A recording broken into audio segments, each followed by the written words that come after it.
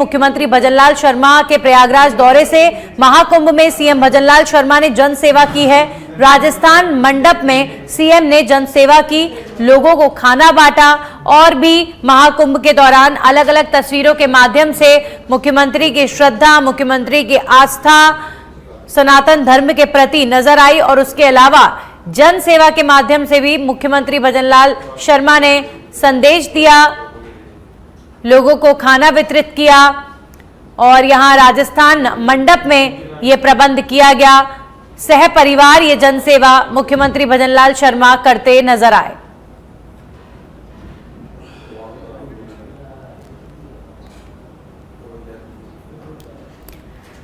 वहीं दिल्ली विधानसभा चुनाव में बीजेपी को भारी बहुमत मिलने पर शिक्षा मंत्री मदन दिलावर का बयान सामने आया है।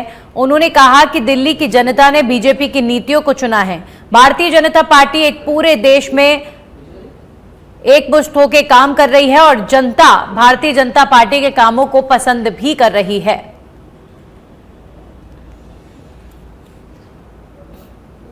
मैं दिल्ली की जनता को, दिल्ली के भारतीय जनता पार्टी के कार्यकर्ताओं को और माननीय नरेंद्र जी मोदी को बधाई देता हूं, क्योंकि दिल्ली की जनता ने वास्तविकता को समझ लिया है कि अब कौन सी पार्टी राज्य का, देश का और दिल्ली का भला कर सकती है। इसलिए उन सब लोगों ने भारतीय जनता पार्टी को वोट दिया है, क्योंकि भारतीय जनता पार्टी सरकारें कई प्रदेशों में, पूरे देश में काम कर रही है और इसलिए उन्होंने भारतीय जनता पार्टी की नीतियों में विश्वास किया है। मुख्यमंत्री से लेकर उप मुख्यमंत्री, शिक्षा मंत्री सब चुनाव आ रहे हैं। वो तो पूरी आप पार्टी चुनाव आ रहे हैं, यानी आपदा को हटा दिया है वहां की जनता ने। और अब खबर धौलपुर से है। महिला का अपहरण कर मारपीट करने का मामला सामने आया है। मामले में आरोपी को पुलिस ने गिरफ्तार भी कर लिया है। महिला ने सैपऊ थाने पर मामला दर्ज करवाया था। सैपऊ थाना प्रभारी वीरेंद्र सिंह के नेतृत्व में इस कार्रवाई को अंजाम दिया गया है।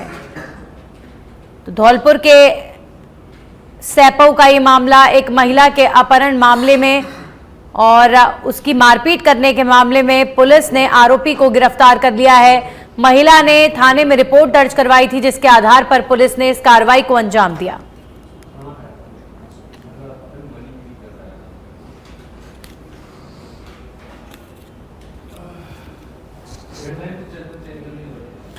वहीं अंतर्राष्ट्रीय मरु महोत्सव 2025 का शुभारंभ पोखरण में हुआ। महोत्सव का शुभारंभ पोखरण विधायक महंत प्रतापपुरी ने सालम सागर तालाब स्थित नेपालेश्वर महादेव मंदिर में सुबह 10:30 बजे के करीब किया और महोत्सव की शुरुआत पूजा अर्चना के साथ हुई है। सुबह 11 बजे पोखरण फोर्ट से शोभा यात्रा निकाली गई। इस दौरान रास्ते में भी कई लोक कलाकारों की ओर से प्रस्तुतियां दी गईं। शोभा यात्रा में बीएसएफ के जवान ऊंटों पर बैठकर कार्यक्रम में शिरकत कर रहे हैं। साथ ही विभिन्न तरह की झांकियां आकर्षण का केंद्र बनी हुई हैं। शोभा यात्रा शहर के मुख्य मार्गों से होते हुए राजकीय उच्च माध्यमिक स्कूल के मैदान तक पहुंची, जहां पर विधायक ने बलून उड़ाने के साथ ही दीप प्रज्वलित कर कार्यक्रम की शुरुआत की। हमारी संस्कृति, हमारी सभ्यता, हमारे रहन सहन से जुड़ा हुआ ये फेस्टिवल है। जो हमारे पुरखों ने जो हमारे को संस्कृति दी, हमारा रहन सहन दिया, उसको आदिकाल से लेकर आज दिन तक हम इस परंपरा का निर्वहन करना है। और हमारी एक झलक पश्चिमी राजस्थान की, विशेष करके जैसलमेर की जो पहचान है, उसको पोखरण से प्रवेश करते हुए जैसलमेर तक एक संदेश देना है कि हमारी पुरखों की जो ख्याति है उसको संवारे रखना है। और यहाँ का जो वातावरण है, यहाँ की संस्कृति की खुशबू है, वो देश दुनिया यहाँ आकर के लें और सीखें। लोक कला और संस्कृति का त्रिवेणी संगम देखने को मिल रहा है, क्या कहेंगे? मैं अभी सीधा ही त्रिवेणी संगम से आया हूँ। वहाँ महाप्रयाग कुंभ के अंदर रात भर चल करके इस त्रिवेणी संगम में आया हूँ, इसलिए मैं शुभकामना करके आया हूँ उस घाट पर भी। और यहाँ भी इस त्रिवेणी संगम में यही प्रार्थना करता हूँ कि हमारी संस्कृति के संगम, हमारी धरोहर के संगम, हमारी अपनत्व की संगम ये अक्षुण्ण रहे और उस धारा से इस धारा तक हम जो संदेश मिलता है, पूरा भारत एक होकर के विश्व शक्ति बने। देखिए हमारी संस्कृति, हमारी सभ्यता, हमारे नमस्कार। आज नेपालेश्वर महादेव मंदिर से आरती के साथ मरु महोत्सव का हमने आगाज़ किया है और अभी शोभा यात्रा निकलेगी पोखरण शहर से होते हुए। उसके बाद दिन में काफ़ी सारी प्रतियोगिताएं और शाम को सांस्कृतिक संध्या के साथ आज यहाँ पहला दिवस समाप्त होगा। क्या क्या किस तरीके से आप संदेश देना चाहेंगे आम जनता को? ये मरु महोत्सव जो है जैसलमेर की एक विरासत है, एक इतिहास रहा है, तो सभी इसमें अधिक से अधिक संख्या में भाग लें और इसको सफल बनाएं। नमस्कार। आज वहीं खैरतल तिजारा से खबर है, एसपी मनीष कुमार के निर्देशन में बड़ी कार्रवाई हुई है। भीड़भाड़ वाली जगहों से महिलाओं के गले से गहने छीनने के मामले में कार्रवाई को अंजाम दिया गया है। चेन चोरी करने वाले गैंग की 3 महिलाओं को गिरफ्तार किया गया है। एसपी मनीष के निर्देशन में कार्रवाई, चोरी करने वाली 3 महिलाएं गिरफ्तार हुई हैं। चूंकि महिलाओं के गले से चेन चोरी की वारदातें लगातार बढ़ रही थी और इसीलिए 3 महिला चोरों को गिरफ्तार किया गया है। तो खैरतल तिजारा में जो भीड़भाड़ वाले क्षेत्र है वहां पर चेन चोरी की घटनाएं लगातार बढ़ रही थी, जिसको लेकर ये कार्रवाई की गई है। स्थित है जिसके अंदर दिनांक 6 फरवरी 2025 को भागवत कथा का आयोजन था। भागवत कथा चल रही थी, उसी दौरान कथा में बहुत सी महिला व पुरुषों ने भाग लिया था तथा मंदिर में दर्शन हेतु भक्तों की काफ़ी भीड़ थी। भीड़ का फायदा उठाकर 2 महिलाओं की चैन चुरा ली गई। चैन चुराने के बाद में जैसे हमें सूचना मिली, श्रीमान एसपी साहब, श्रीमान एडिशनल साहब व श्रीमान एसीपी साहब के निर्देशन में व सुपरविजन में कार्य किया गया। सीसीटीवी कैमरों से संदिग्धों महिलाओं की पहचान की गई, तलाश किया गया, जिसके आधार पर 3 बावरिया गिरोह की महिलाओं को गिरफ्तार किया गया है और उनसे पूछताछ जारी है। कुछ और जो जानकारी उनसे अनुसंधान में आएगा वो आगे बताएगी। वहीं सिरोही के आबू रोड से खबर है, जहां पर कार सवार युवक से अज्ञात लोगों ने मारपीट की घटना को अंजाम दिया है। मारपीट कर बदमाश मौके से कार लेकर फरार हो गए। बदमाशों ने बाइक से टक्कर मारकर कार रोकी थी। घटना की सूचना पर शहर पुलिस मौके पर पहुंची। मानपुर चमत्कारी हनुमान मंदिर के सामने की घटना बताई जा रही है।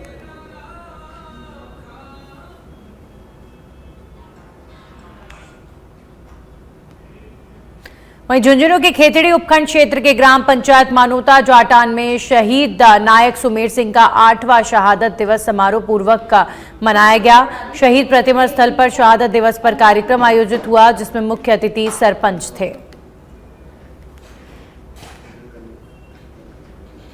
आज ग्राम पंचायत मानोता जाटान में शहीद सुमेर सिंह की 8वीं पुण्यतिथि पर ग्रामवासियों ने शहीद की मूर्ति पर फूल अर्पित किए और शहीद की माता और वीरांगनाओं को शाल उड़ाकर सम्मान किया। आज ग्राम खबर बालोतरा से है, जहां पर पूर्व केंद्रीय मंत्री कैलाश चौधरी आज संसदीय क्षेत्र के दौरे पर हैं। आपको बता दें कि दिल्ली विधानसभा चुनाव में पूर्व मंत्री चौधरी महत्वपूर्ण जिम्मेदारी निभाकर और पार्टी को बहुमत के साथ दिल्ली में जीत दिलाने के बाद पहली बार लौटे हैं, जिस पर भाजपा नेता और कार्यकर्ताओं ने उनका स्वागत भी किया। वहीं जयपुर ग्रामीण के चंबा रामगढ़ से बड़ी खबर आ रही है। किलचपुरी गांव में पैंथर का मूवमेंट देखने को मिल रहा है। पैंथर ने 16 पालतू बकरियों को शिकार बनाया। सूचना मिलने पर पहुंची वन विभाग की टीम। वन कर्मियों को पैंथर के पगमार्क भी मिले हैं।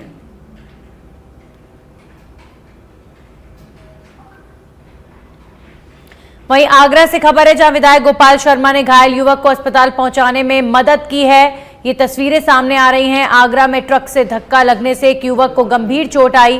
फिरोजाबाद के कार्यक्रम में शामिल होने जा रहे थे विधायक गोपाल शर्मा और इस दौरान घटनास्थल पर एम्बुलेंस बुलाकर पीड़ित को अस्पताल पहुंचाने का काम विधायक द्वारा किया गया।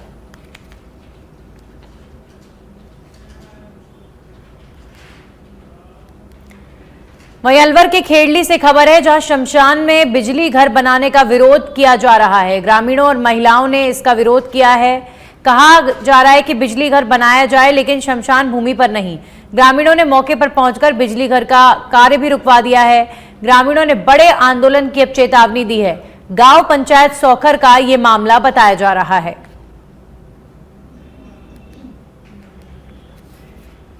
वहीं झुंझुनू के मंडावा से खबर आ रही है, जहां ढाका का बास बस स्टैंड के पास एक सड़क हादसा हो गया है। बाइक को बचाने के प्रयास में कार और पिकअप की भिड़ंत हो गई। हादसे में कार में सवार एक व्यक्ति की मौत की खबर भी आ रही है। कार सवार युवक और बाइक सवार युवक इसमें घायल हो गए। दोनों घायलों को बीडी के अस्पताल रेफर किया गया है। सूचना के बाद मौके पर मंडावा पुलिस पहुंची है। बस स्टैंड शोपुरा झुंझुनू रोड पर एक मोटरसाइकिल को बचाने के चक्कर में दो वाहनों के बीच में भिड़ंत हुई, जिसमें एक व्यक्ति की मौके पर ही मौत हो गई, जिसको CHC मंडावा में मोर्चरी में रखवाया गया है शव को, और दो को बीडी के अस्पताल के लिए CHC मंडावा से रेफर किया गया है। अग्रिम कार्रवाई रिपोर्ट देने पर की जाएगी। मौके पे वहीं अलवर में टाइगर मैराथन दौड़ शुरू हुई है। प्रधानमंत्री नरेंद्र मोदी के vision fit India hit India से प्रेरित होकर केंद्रीय मंत्री और अलवर सांसद भूपेंद्र यादव ने इसके आयोजन में भूमिका निभाई। मैराथन का आयोजन अलवर सांसद खेल उत्सव के तहत प्रताप ऑडिटोरियम से किया गया। मैराथन का शुभारंभ केंद्रीय मंत्री भूपेंद्र यादव और वन मंत्री संजय शर्मा ने किया। मैराथन में अलवर जिले समेत देश के कई राज्यों के प्रसिद्ध धावक हिस्सा लेने के लिए पहुंचे।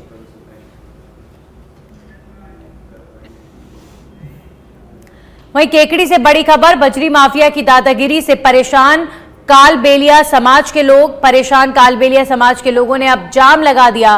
केकड़ी बघेरा मार्ग पर चौसला कॉलोनी के पास समाज की महिलाओं ने सड़क मार्ग जाम कर दिया। बजरी माफिया पर आए दिन समाज के लोगों को परेशान कर मारपीट करने का आरोप लगाया जा रहा है। प्रशासन की धमकी देकर रौब झाड़ता है बजरी माफिया, ऐसा आरोप महिलाएं लगा रही हैं और महिलाओं का यहां पर आक्रोश भी फूटा। सूचना पर सिटी पुलिस मौके पर पहुंची और समझाइश का प्रयास जारी है। पुलिस से महिलाओं ने युवक के खिलाफ कार्रवाई की मांग भी की है।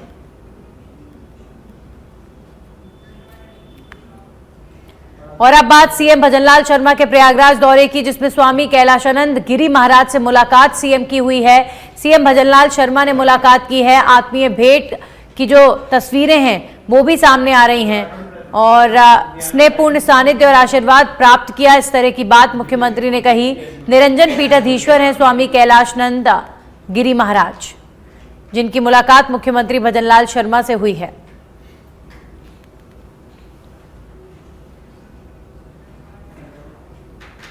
और अब खबर जैसलमेर से। पुलिस ने एक शख्स को गिरफ्तार किया है जो बिना वीजा पाकिस्तान से नेपाल के रास्ते भारत आया। इस पाकिस्तानी संदिग्ध युवक ने पूछताछ में कई बड़े खुलासे किए हैं। ये युवक एक पाकिस्तानी यूट्यूबर है जिसका नाम विनय कपूर बताया जा रहा है। उसने भारत आने के बाद भी कई वीडियोस पोस्ट किए हैं। 4 जून 2024 को प्रधानमंत्री नरेंद्र मोदी के कार्यक्रम में भी ये युवक शामिल हुआ था। इस कार्यक्रम का वीडियो भी उसने 19 जून 2024 को अपने यूट्यूब चैनल पर पोस्ट किया था। पाकिस्तानी युवक नेपाल के रास्ते भारत आने के बाद गाजियाबाद में रुका, जहां उसने फर्जी आधार कार्ड बनवाया। इसके बाद उसने 3-4 बैंकों में खाते भी खुलवाए हैं। इतना ही नहीं, सचिन ने विनय को पाकिस्तान में करेंसी भी ट्रांसफर की थी।